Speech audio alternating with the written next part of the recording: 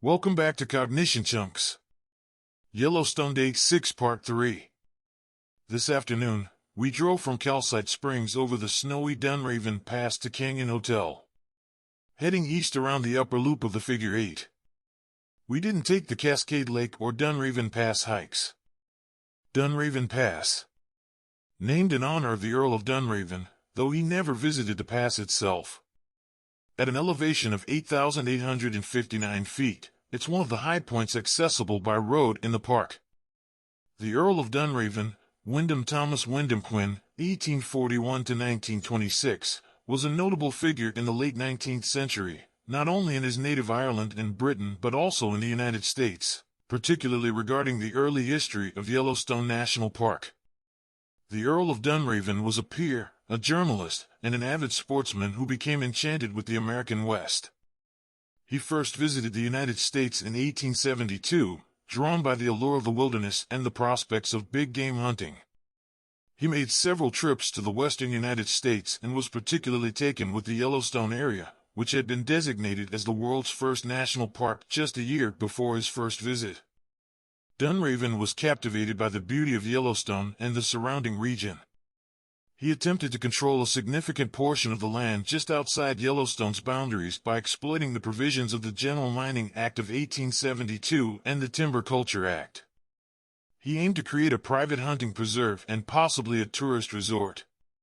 He used questionable methods to stake claims, such as hiring individuals to act as dummy claimants to circumvent laws that were designed to prevent such large-scale private acquisitions of land. Despite his questionable land acquisition strategies, Dunraven's enthusiasm for Yellowstone contributed to early tourism and public interest in the park. He wrote accounts of his adventures and the wonders of the park, which helped to raise its profile in the U.S. and Europe. He recognized the potential for tourism and conservation in the Yellowstone area, though his vision included a controlled, exclusive aspect that was at odds with the concept of a national park being for the enjoyment of all people. Dunraven's interest in the area and his writing helped to draw attention to the need for conservation and proper management of Yellowstone. The early misuse of land claim laws highlighted the need for stronger protections of national park lands. His actions, in part, led to a crackdown on private exploitation of lands surrounding Yellowstone and reinforced the notion that national parks should remain free from private commercial interests. Mount Dunraven in Yellowstone is named after him, marking his connection to the park's history. Ultimately, his legacy in the context of Yellowstone is a bit paradoxical. While his personal actions attempted to subvert the public and egalitarian intent of the national park, the public outcry over his and others' private land grabs helped solidify the ethos of national parks as being in the public trust. The Earl of Dunraven left behind a complicated legacy.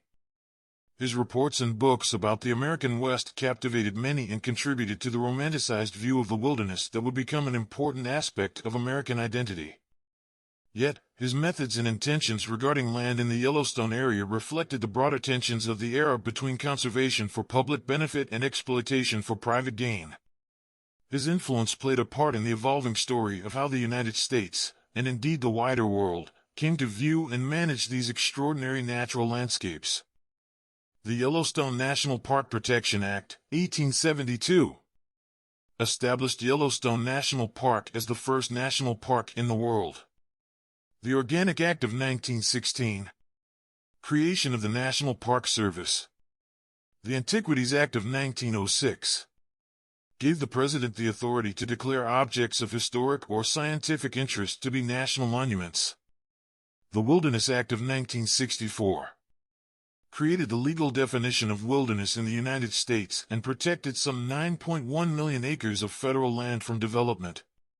The National Environmental Policy Act of 1969, NEPA, requires federal agencies to assess the environmental effects of their proposed actions prior to making decisions.